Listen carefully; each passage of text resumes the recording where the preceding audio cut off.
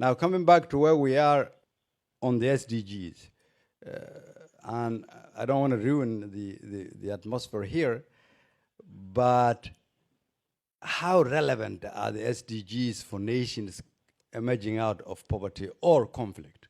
How relevant are they for nations who has been in difficult situations for close to 30 years?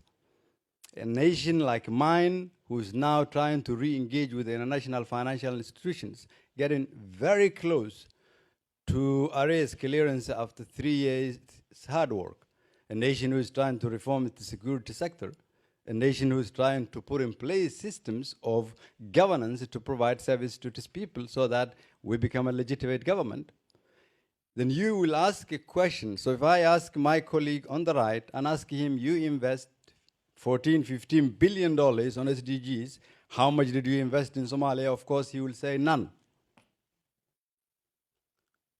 You ask each and every one of them, to my country, most of them, how much have you invested to eradicate problems in Somalia, working directly with the government of Somalia? They will tell you, most of them, none, or we work through ABC.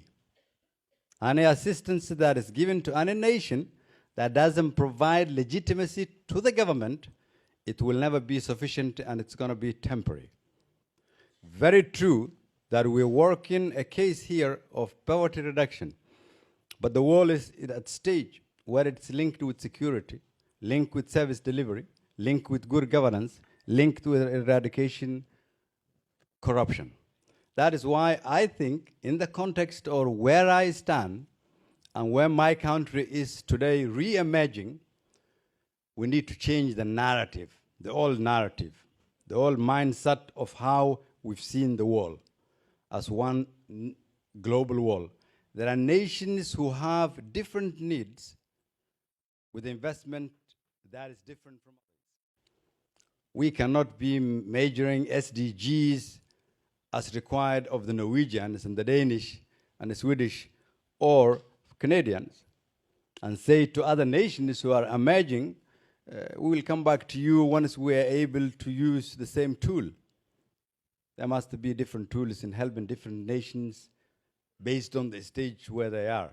That is why I think the debate positively has to be how far have we reached in eradicating poverty or supporting nations, but also how effective have the model itself been.